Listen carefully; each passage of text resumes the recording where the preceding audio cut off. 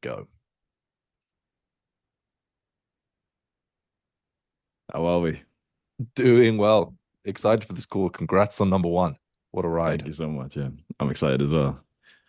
Yeah, the thing I wanted to talk about first is I think the main difference between you and everybody else in the school games and most other creators is your ability to build and grow a movement. And you call this a cult. So can you talk a little bit more about what that means to you and why it's so important? Of course. I didn't just want a small following of people who kind of occasionally watch you whilst they're having a shit. I wanted die-hard fans who would change their lives based on the advice that I gave, the advice that worked for me to save my own life. And so we have the boys in the chat. What's up, boys? Spam W's in the chats for me. And there we go. Throughout the time on YouTube, I've spoken a very particular way with studying persuasion, religion, cults, multi-level marketing schemes, conquerors, warlords, everything. I studied as far as I could to persuade as many young men to get onto self-improvement, change their bad habits, and to save themselves. And they're here. And what is your disclaimer around the word cult? Because I'm sure there's some people that are like, what the fuck am I listening to? Come drink the Kool-Aid. The disclaimer of the cult is that I believe I am the world's first positive cult leader. Every guy in the chat right now, in some ways, has had his life changed by the mission. Of course, they're the ones who did the work, but I'm just the one who spread the message. And cults have only been a negative, dark thing before this, but taking their tools of persuasion and then using it for good to get young men onto self-improvements. It's been very powerful. And what are some of the effects that you've seen? Is there any specific stories of people that have been inside the cult that have stood out to you as like, whoa, this is real? Mm. So we did our first Adonis School meetup in May last year, and it was quite small back then. We had maybe about 15 guys turn up and meet us in Mount Snowdon in Wales in UK. And we all hike up this massive mountain together. It's hype, everyone's taking pictures. The boys are doing like push-ups and everything. And as we're coming down, one of the guys comes up to me and my friends, and he thanks us for it, and he says, "I barely even leave my house, and I've just climbed like a very tall mountain." And in fact, when we did a meetup in Ben Nevis, which is the tallest mountain in the entire of UK, someone actually said the same thing. He said, "I never leave my house. All I do is like stay at home and watch like TikToks and videos and stuff. And I've just climbed the tallest mountain in my country." And that's just one thing. It maybe sounds like boasting, but that's something we hear every single day in the comments in Adonis School, in like the letters that are sent to my home. People know my address somehow. So, Really? hey, Hamza, like, thank you. You've changed my life, and I'm outside, by the way. That's crazy. That's wild. And when you started the YouTube, I'm guessing building a cult wasn't always your goal. Do Mm, you remember the moment or the time period when it all started to crystallize and you're like, that's what I want to do? mm. I started YouTube because I wanted to make £2,000 a month so I could travel Thailand. I didn't want a full-time job. That was the only reason why I started posting.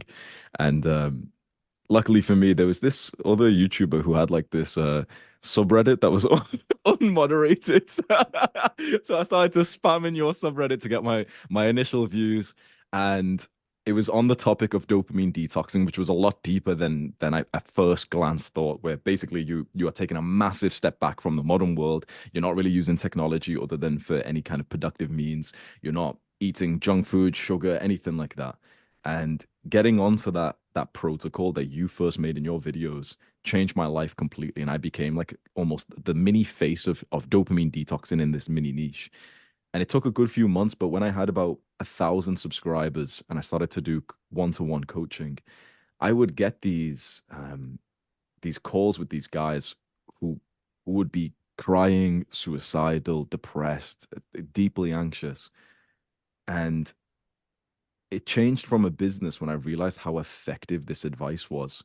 When in only just 2 weeks, they'd be almost like I would go so far as to say almost cured of mental illnesses they had for years. For years, these guys had therapists, counselors, they've been taking medication. I would get them on self-improvement and a dopamine detoxing. And it wasn't me who was anything special. It was them doing the work. It was just self-improvement. It was, being productive and delaying gratification.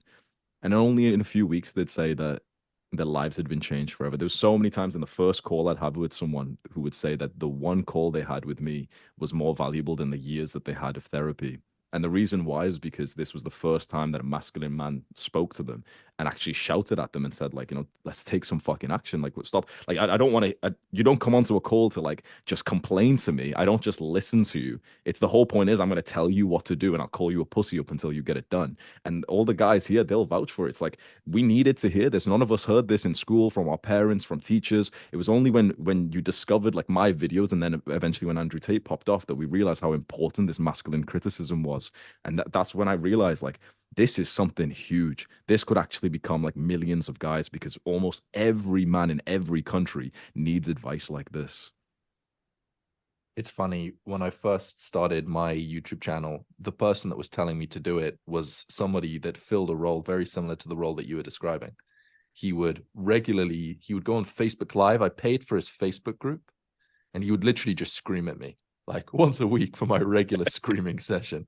And he'd be like, "Why are you not consistent?" I'd make some excuse, and he'd scream at me, and I'd be like, "Right, got to make another video then." So it's crazy to think if that hadn't happened, where would I be now? Would I have uploaded my first video? Would I have stayed consistent? And how different would my life have been if it wasn't for that screaming or that masculinity, as you talk about? Then why didn't you make content like that? Um,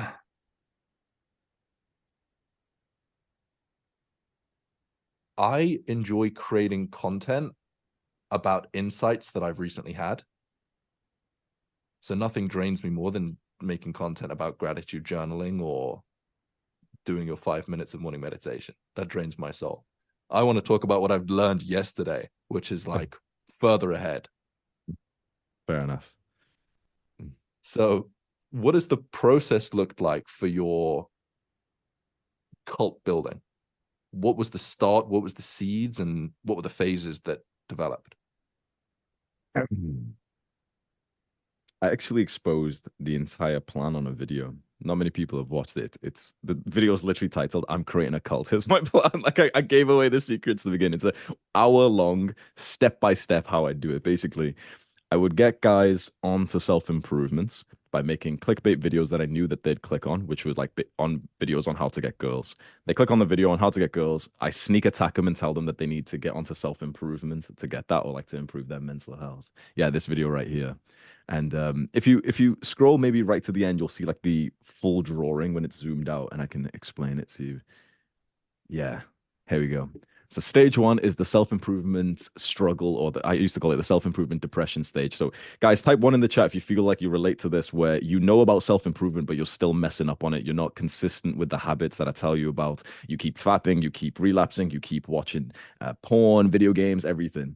So many guys are in here where basically stage zero on the just on the left there is like they don't even know about self-improvement. That's probably like half the people in the world have never even discovered the concept of like delaying gratification, not going on Instagram. Stage one is when you know about it, like many of the guys here, but they're not consistent just yet because it takes some time to create the habit change. Stage two is when you've started, you're getting a little bit more consistent. You're missing a couple of days here and there. Like, for example, you're on a 6 day routine, but you are going 4 days, but you're still at least going.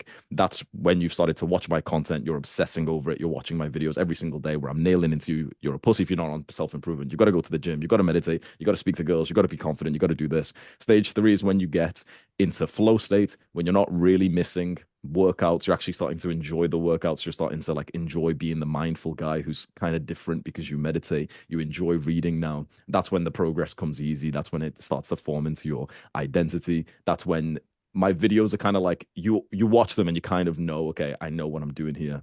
Stage four, self-actualization. At least at this age and this point in life, you're reaching to your potential. Not that you're at the ultimate place you could ever be, but like you've maximized your rate of growth. There's nothing that's really hindering you. Is anyone there? Type four in the chat. Let me just see. It's hard. I've felt like I've been there in some moments, and you kind of drop out when you know you pick up like another little bad habit or something. And at that point, you don't really need the videos or anything. Then the final part of all this was when you cross through these lines of basically following my content, my advice, you'll get to a point when you have inspired the people around you. At first, they didn't believe you or they thought you were being weird. Your parents, your mother didn't want to buy you protein powder because she thought it was like steroids. They didn't let you go to the gym because you were too young. Eventually, they start seeing some progress, and you create that identity for yourself as the guy who goes to the gym, the guy who's like doesn't really have the newest smartphone, who doesn't care about technology. And eventually, even though the same people found it weird, eventually they start to find it inspiring. And that's when you become almost like a mini cult leader in your own society. And what's happened is you've come to me with an empty cup. I filled it with mine up until your cup over months or years starts overflowing. And that's when it's time for you to fill up the cups of the people that you love. We're talking about Kool-Aid, right? Multi-level marketing, basically.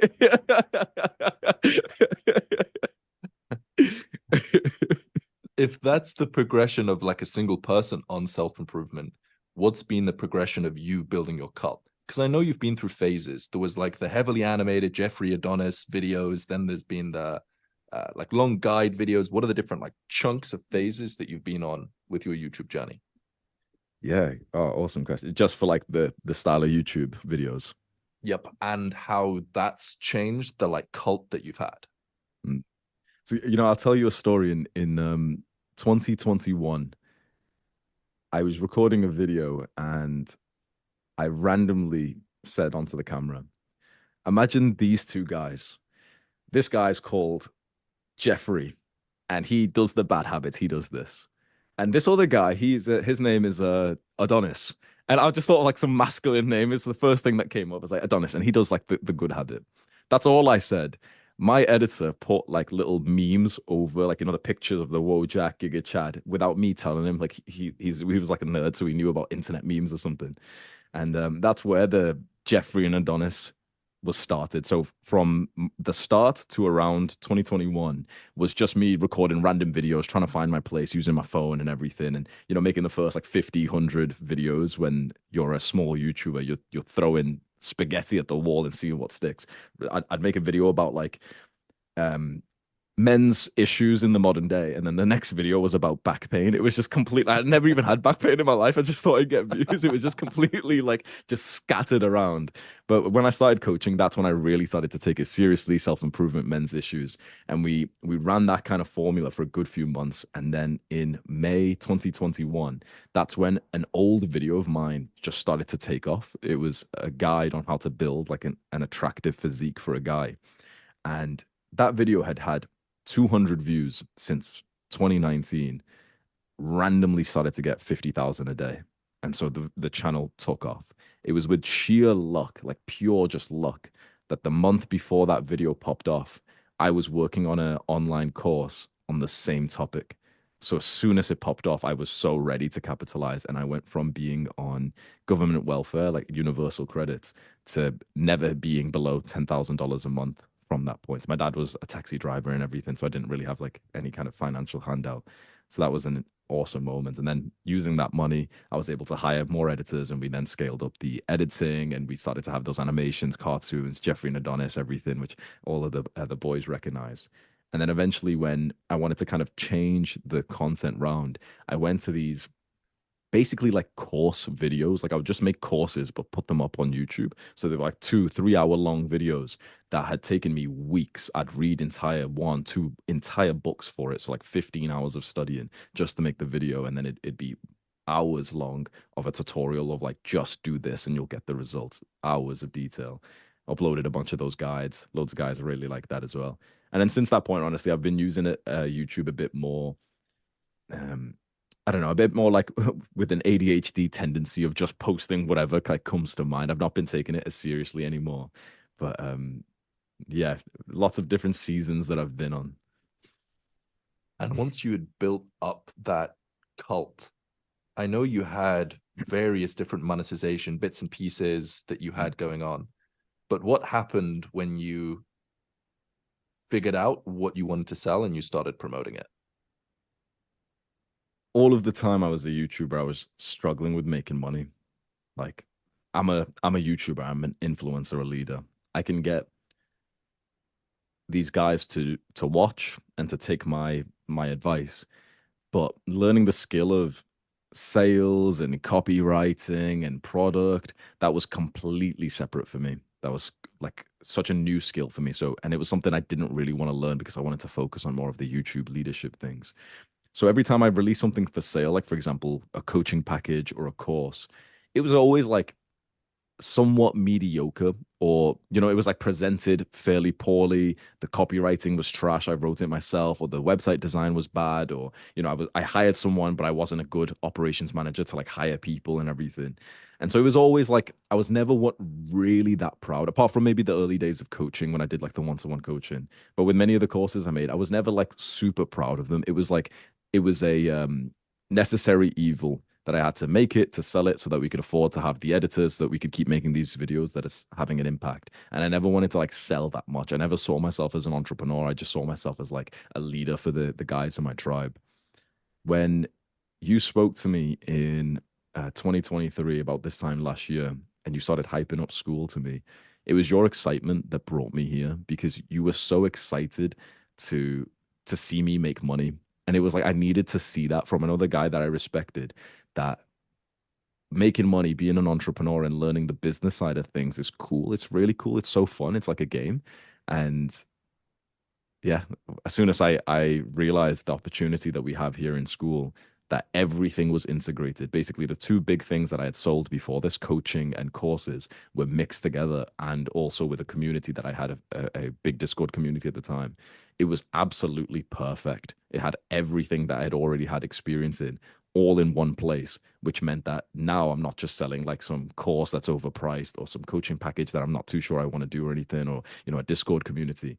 With all of it merged together, I just have like a brain dead thing of like, I have one thing for sale and I'm just going to mention it all the time because it's such a steal. And since then, it's like uh, so much purpose and excitement it being here because I have a product that I literally genuinely think is a steal. So you've had this before where it's like you feel like it's your duty to tell everyone about it, not even just to like get money. It's like, bro, I'm in my parents' home. I don't have rent. Like I make $200,000 a month. I don't need the money anymore. But it's like it's when you have so much confidence in the thing you sell, naturally you market it all the time. I can't stop talking about it because it's such a steal. The guys in Adonis School, they pay 129 a month. They get thousands of dollars a month of like real value, not of like marketer, total value 19,000 a month. Like genuine, like how much you could say, you could answer this right now for someone on my level. How much could I price a mastermind experience at? Like let's say 1 day mastermind with me. 10 grand, How much could I charge a group coaching call for? couple grand. We do 3 calls a week. We do 2 masterminds a month. They get it all with their 129 subscription. There's 18 of my courses in there. Those courses that you even reviewed that I sold for 900, 400, 500. I make a new one every single month. They've got all of them. It's literally everything that I've made apart from like YouTube videos put into one place. All the extra work that I do on top of YouTube, all of it's there. And their price doesn't go up. It's just the same price for them, even though I stack more things into it every month. So that's why it's become the value of school is that you get to stack this massive, massive catalog, which makes it such a steal that you, as at least me as a creator, I have like such positive psychology that I want to talk about it with complete conviction that it's a steal. I think that's why Adonis School has done so well because I really believe in it compared to the things that I had before school. And in terms of revenue and profit, what does your financials look like? One, when you were recording those daily uploads, and Mm. two, after you joined school. Guys, someone get the calculator and do the math for me. There's 1,700 students in Adonis School, and each of them pay $129. Who can calculate that the fastest? 219,000. Someone times that by 12, give me the yearly revenue. This is quite useful. I wish I had this chat in daily life. I've had Far better than ChatGPT for a Siri. while, bro. Just give them instructions. 2.6 million. If I stay complacent for the rest of this year, I'll make 2.6 million. And I don't plan to stay complacent. So, yeah, with 1,700 students, we're on 219,000 a month. Expenses is about 25,000. So about 10-15%, because expenses are very low these days. So, yeah, about 90% profit margins. Absolutely crazy. Thank you. Like, imagine if you or me, when we first got started in all of this, could fast forward to this time and hear those numbers. It is wild. Congrats. Thank you so much. So hopefully at this point, people want to build what you call a cult. People want to build an audience. Let's break down everything that somebody needs to know to go from they've just joined the school games, they've just joined Adonis School, they have no audience, they're a normal guy, they want to build a business, they want to start creating a school community. What are all of the different things that they need to know in order to build a movement and sell something to them? Oh, awesome question. The unsexy answer is themselves. I'd love to tell you it's like post this kind of video, make this kind of community, but a community is only as strong as its leader. And a YouTube channel or an audience will only grow as much as the influence of the leader deserves. The reason why I was able to make a name for myself on the scene was because I was the first, like, quite like masculine, loud, aggressive self-improvement YouTuber on the space. I was the only guy posting like shirtless pictures and talking about the fact that like I was getting girls, I was going to the gym, I was this aggressive guy doing martial arts, and every other guy had a bit more of like that was my unique selling point. The others were more of this sort of like cutesy, how we're all being productive. His B-roll of me and everything, and mine was just B-roll of me with like girls in the car and like me, like like training aggressively in the park, scaring people and everything. So I stood out, and I spoke in the way that had pure conviction to the point that people wanted to follow me. Every day, there's another young guy who asks me ideas, who says, "How do I grow onto YouTube? I've posted these videos," and I'll watch some of their videos, and I'll just think like, "But you're trying to talk like me, but you're not." When I started, I was already 6 years into weightlifting. I had already quit multiple addictions. I was living like I was in the military. I was shaving my head every morning. I was waking up at 5 or 4:30 before my dad, who's a taxi driver, would wake up. I was going out and exercising in pitch black, like darkness outside, even if it was running. I was doing all this like hard stuff. So it was apparent that I was like that when I made those videos. So then when I said, "You're a pussy if you don't train hard," you could tell I was actually being serious because I was talking to younger me. You could tell that I had the credibility for this. I had the physique from like a natural bodybuilding. And so the number one thing you need to become a cult leader is your own experience in the world. Too many young people these days are just spending all their time, and business people do this as well. They just spend all their time indoors, and then they lose a lot of their credibility. Like if a young guy's trying to be a self-improvement YouTuber or some masculinity YouTuber, but he doesn't have like pictures with him with like girls with other high value guys, no one's gonna believe him. But this is the state of most people trying to like build an influence. You've got to be seen as an icon in the space. So how do you do that? Will you go really vigorous on whatever is the biggest topic of your discussion? So for me, it was like fitness and dating and masculinity and competition. So I did all those things. Let's say if there's a bunch of guys watching this who are just into business, they want to make a school community to help coaches scale up their clients. How much success have you had in that? Have you scaled up? Have you helped 100 coaches so far? My mentor has had over 1,000 clients. So it's like when he makes a video talking about how to get 10 more clients, you listen because you know for a fact he's done this 100 times.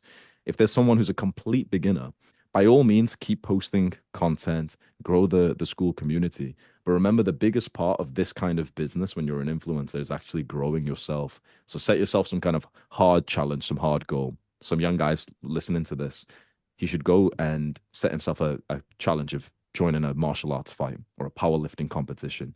Because then when he makes videos for years after this, and let's say he even lost the fight, but he says, and that reminds me of the time where I lost the martial arts fight. I flew out to Thailand and I trained there, but I lost.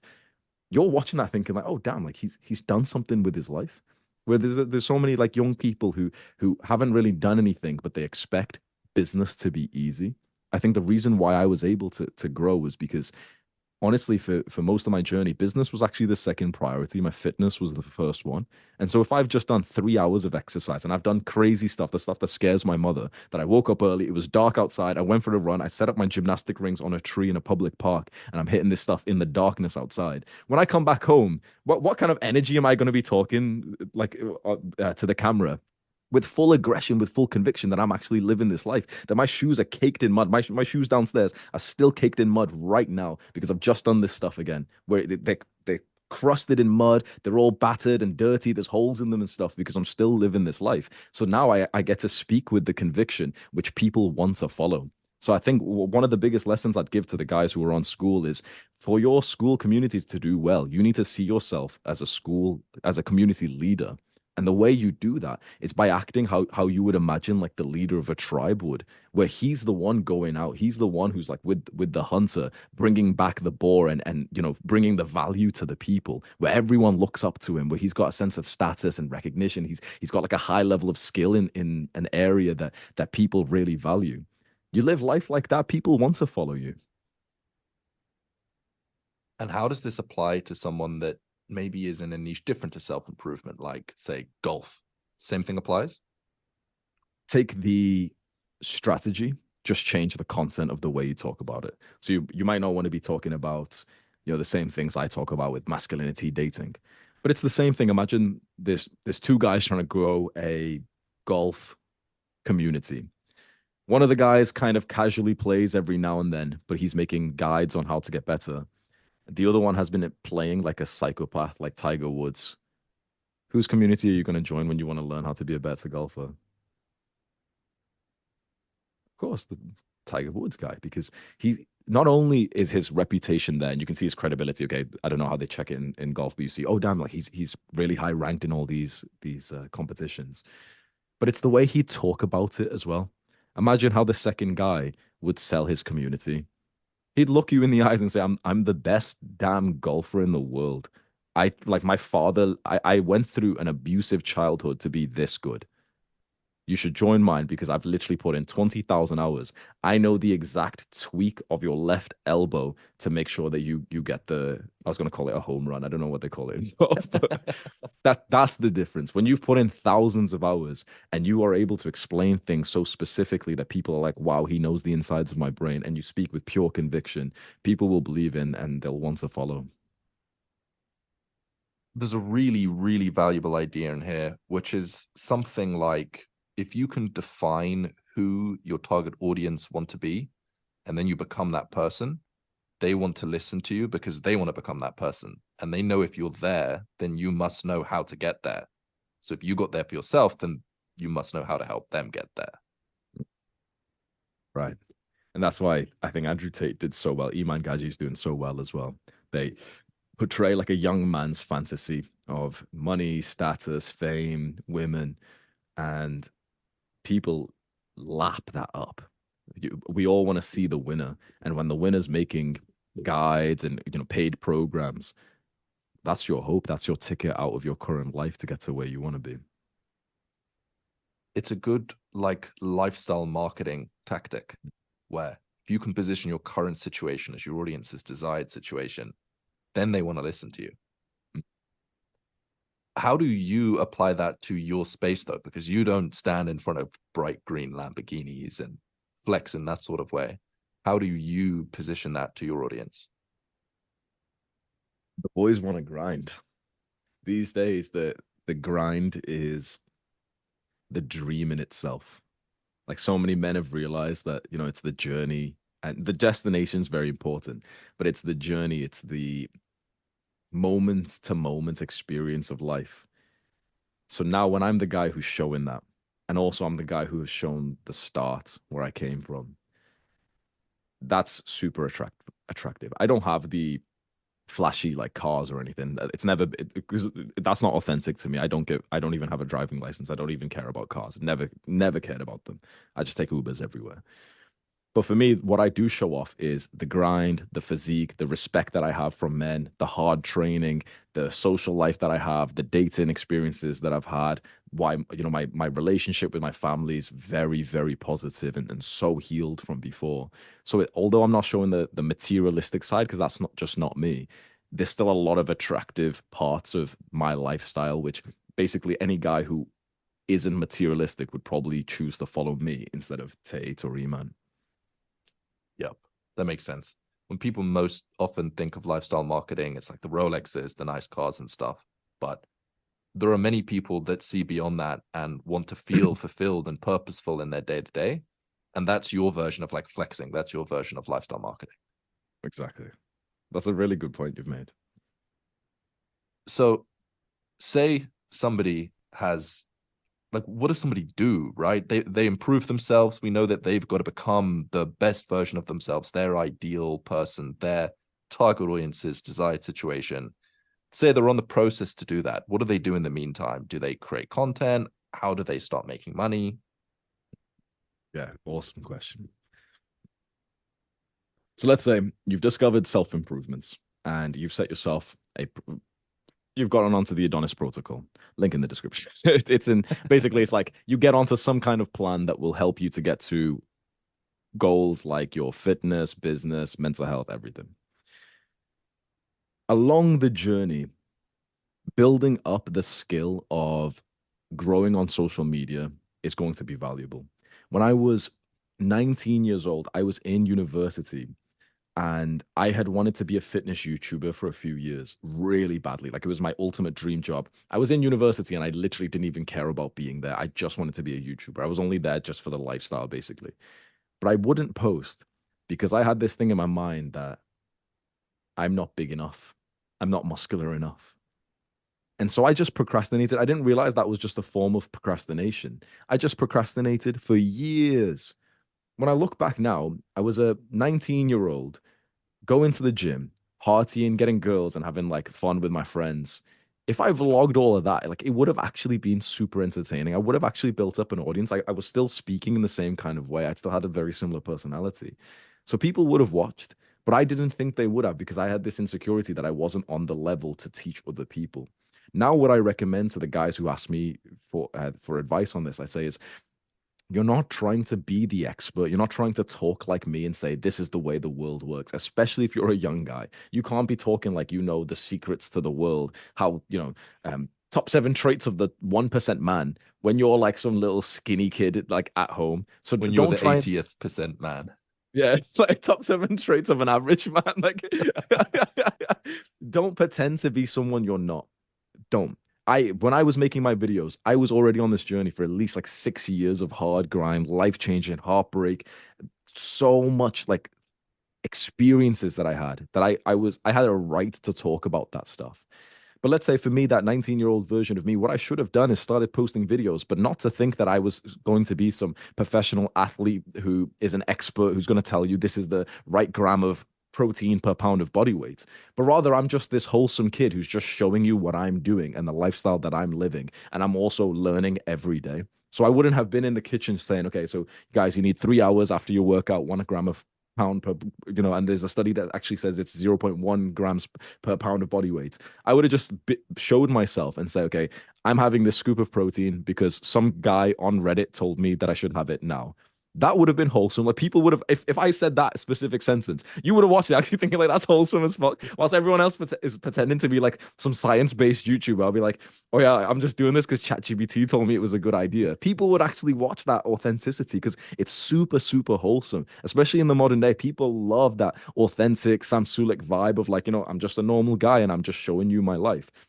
So, as anyone who's starting off, the biggest piece of advice is to post the content now as you grow, but to not act like you are some expert professional, but rather show exactly where you are. If you've learned something today, talk about it that you literally learned it today and you just wanted to pass it off to your 4 subscribers, because people will find that really wholesome and they'll actually stay tuned for that. You don't want to be like a beta male version of me where people will start to comment like, beta Hamza or whatever they'll say in the comments, because there's no unique selling point. There's no special reason to watch you. It's like your advice will be like mine, but just worse with less credibility. But when your advice is, here's what I'm doing and I like it, other guys who relate to you will be like, oh, well, he's kind of similar to me. And so I might like that too. Such good advice. And to make it practical, people in the chat and that are watching this and that are watching the replay, you can upload your first video today. It's like, it does not take months. You can do it today. Let me ask everyone a question. Boys, type 1 in the chat if you've wanted to be a YouTuber, but you've been procrastinating. Let me see. Wow. For everyone typing 1, this is your action step. You're officially a Jeffrey if your first video is not uploaded by the end of today. I've spoken it into existence. You grab your front camera, press record, and you just talk about your self-improvement story. Talk about when you discovered self-improvement and what life's like right now. That's it. That's your first video. You post it today. It's like you going into the gym for the first time. It's like what for everyone who typed 1, what would you say to the fat guy who told you like, "Oh, I've been thinking about going to the gym for the last year." What would you say to him? You'd say, you don't think about it. You just need to walk in. There's all these insecurities, overthinking. There's like, oh, but I don't have the perfect workout routine. I'm not. Imagine if the fat guy said to you, I'm not fit enough to go to the gym. Because that's what a lot of us are saying, right? Oh, I'm not, I don't speak well enough. I don't know, have the speaking skill, or I don't know how to edit. If a fat guy said, I'm not fit enough to go to the gym, you'd think he was stupid. You'd think he was just coping. So go and post that first video today. Go and take the action. You go to the gym before you feel comfortable with it. And then that's how you get comfortable. You post the content before you feel comfortable with it. My first 20 videos, I couldn't even watch them back. It was so weird. I'd edit them myself, but the moment it was done, I wouldn't rewatch it because I used to find my own voice so cringe. Now it's like on YouTube, the only thing I watch in my own videos, honestly, I think they're great now. It's literally just me rewatching my best bits. Like, so it takes a while, but like, Haddad has just said you find your voice cringe. Don't rewatch him. Just press record and upload it. Try that like 5 times, 10 times. That guy who walks into the gym and doesn't even know the workout routine, but literally just walks into the gym and randomly plays on some of the machines, has still made progress. You, who doesn't know, like, you don't know how to speak well, you don't know what kind of content to make. If you just upload a video today, or you just write a few tweets today, or you do a little TikTok dance or something, you've actually genuinely made some progress because you've shown up today. Oh, but Hamza, what video do I make?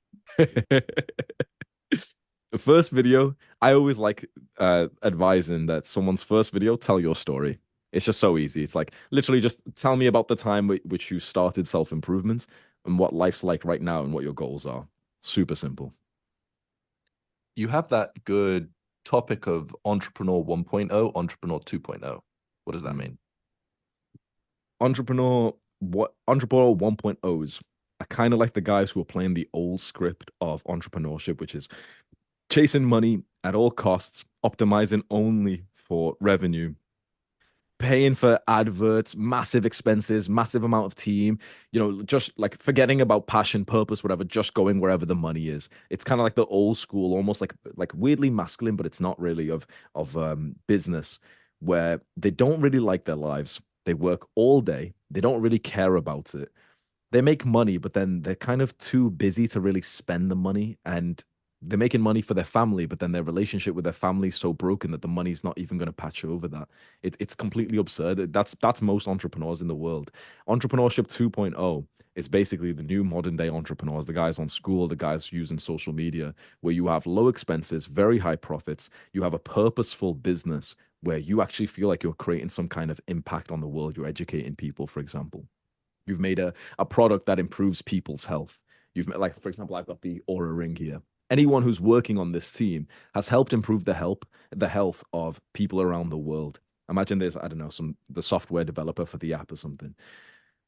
When you become an entrepreneur 2.0, you start to prioritize purpose over profit. Doesn't mean that you won't be monetizing or you won't be making money, but you'll always look to see where you're actually creating a really wholesome impact. I don't blame anyone who's on the sort of survival level who just needs to make as much money as possible. They need to make 1 or 2K a month to change their lives.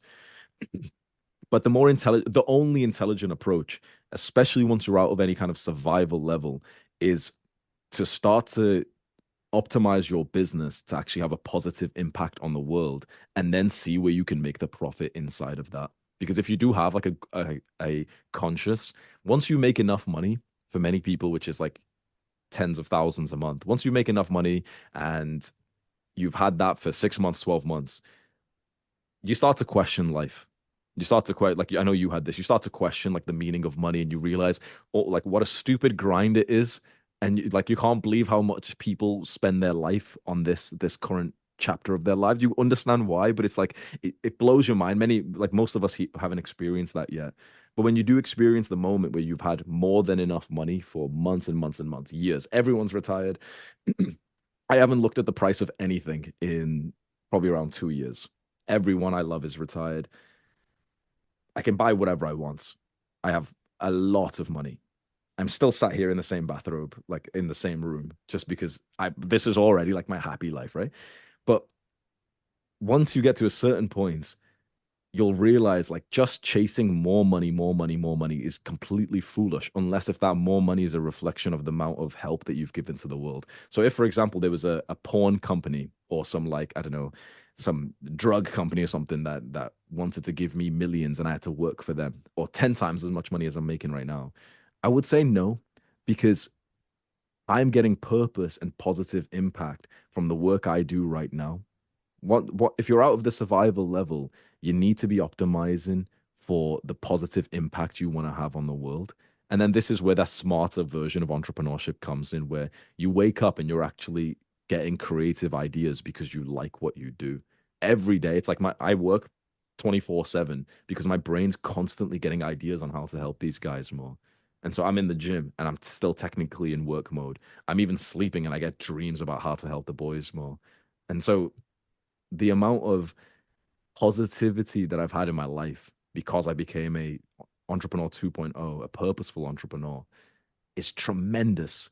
And I look over every now and then there's like an old school entrepreneur who says like, oh, don't chase passion, just do what makes the money. The market doesn't care about your feelings. I made the market care about my interests. I'll change the entire fucking market if I have to. The market, there wasn't a market there like at the start for dopamine detox content or for like masculinity self-improvement space. There was no one really in that space who was big at the time.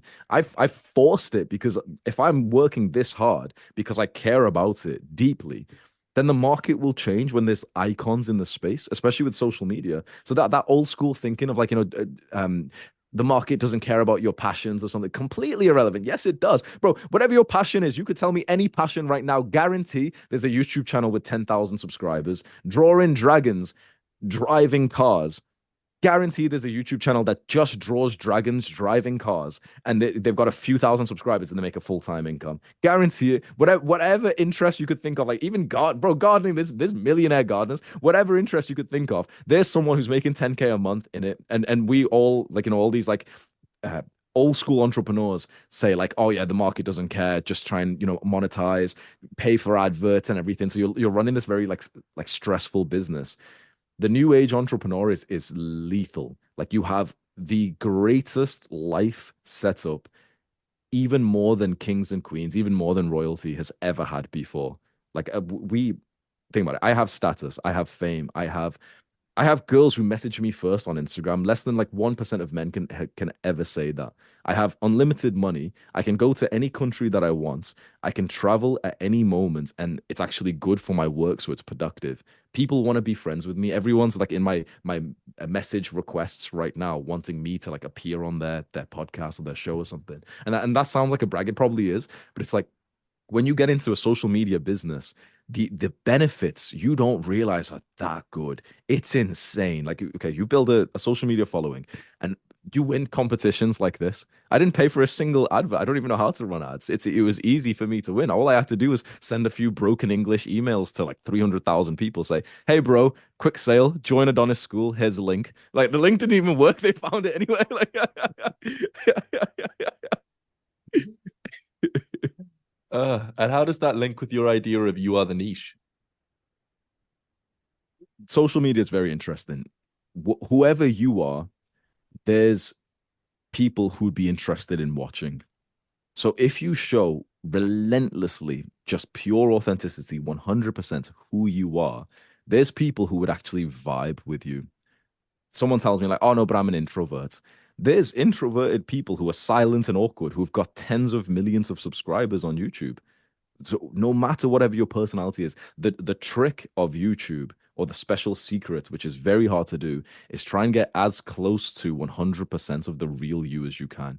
I struggle with this all the time. It's like I'll start talking like Tate, I'll start talking like this other guy, Huberman, this. We're all like products of other people that we consume, and so I'll start taking points from other people.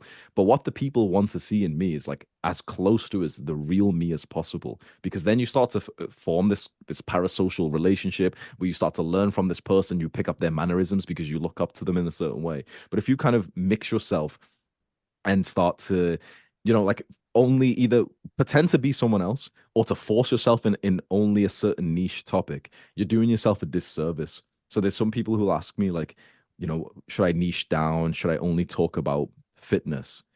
And I always say no, because there's millions of fitness channels, but you care about fitness and tech. Mix them together because there's millions of people who have the same interests. And when they see that you have that double combined interest, they'll think, wow, this guy's perfect. It's beautiful. And that it feels to me like Entrepreneur 2.0 and you are the niche linked together, because if you become the niche, it fits more in with Entrepreneur 2.0. Is that the way you view it, or do you view them being as different things? If you do it right, you make money just being you. Like I just exist and I make money now. How insane. I was born in poverty. I don't know if I ever told you this story personally, but like I was genuinely born in poverty. I didn't get enough calories, like nutrition, to develop properly. So I had to be taken to doctors. My bones were all forming in a weird way. I was super, super underweight. I make money just being me now. That's the power of you staying as the niche rather than me needing to obsess over the newest fitness, sports psychology research, because that would be my niche. It's just what Hamza's interested in.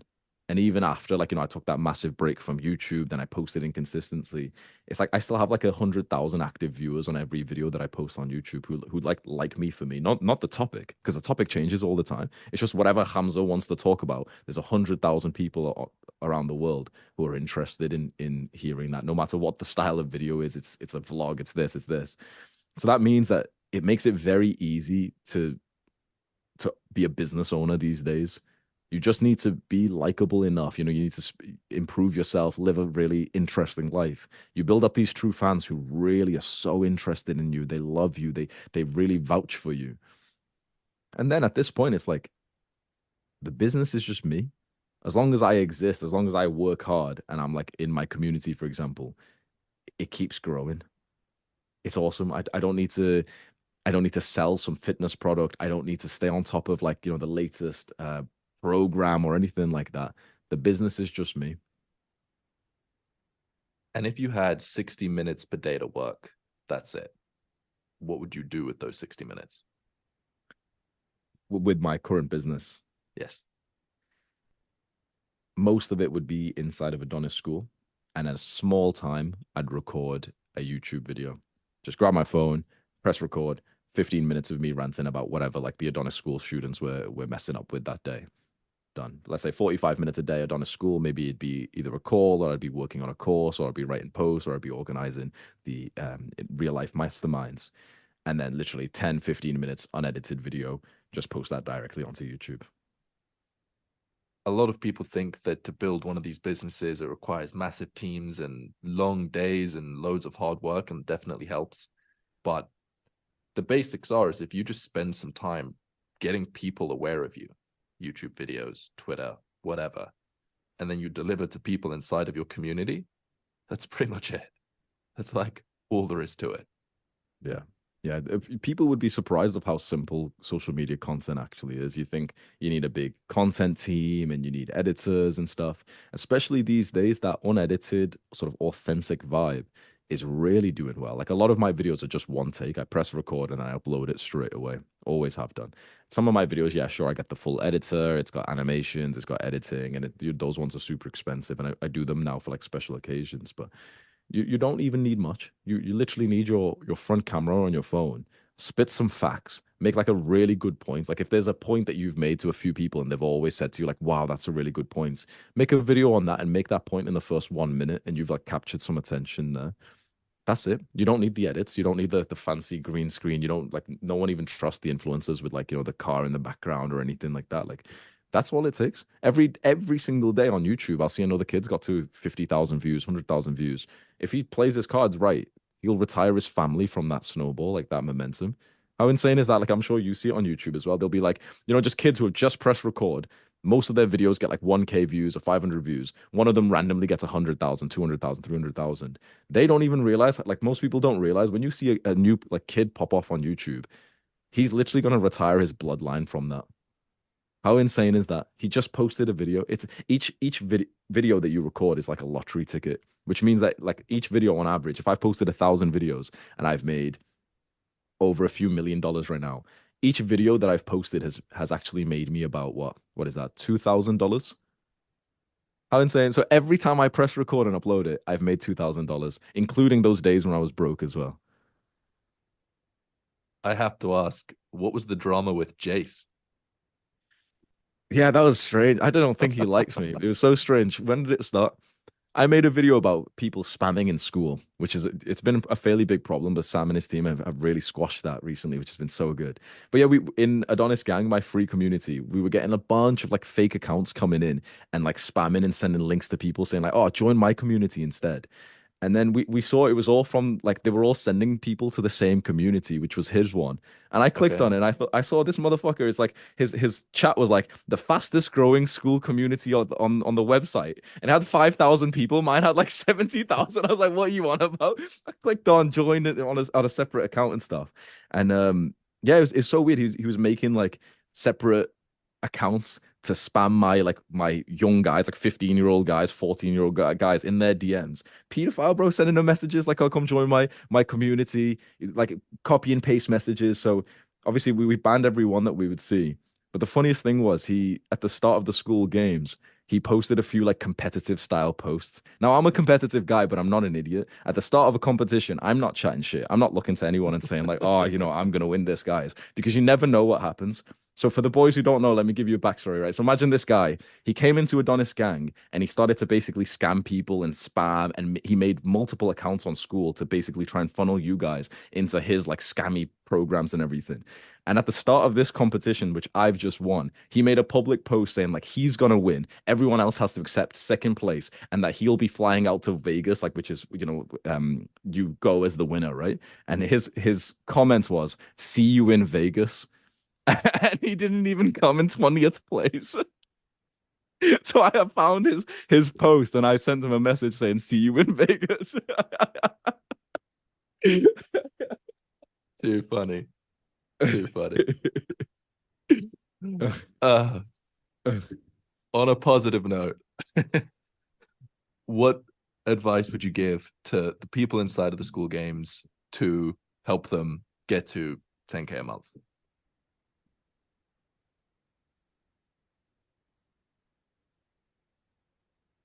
Okay, I'll give you a good lesson. School is a place where more is more. You've both we've read 4 Hour Work Week, for example. Many of us in this entrepreneurship space have read 4 Hour Work Week, Deep Work. We understand the concept of like, do the most essential task, 80/20. It's not the case on school. On school, if you work more, you will simply get more results. You get more sales and a higher LTV. If you've got it there, can you click on my school profile and share the screen so everyone can see? I'll show you a lesson here.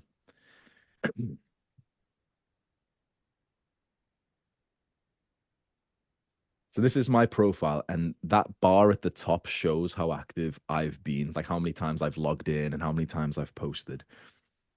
I started around that time, like 1 year ago in April.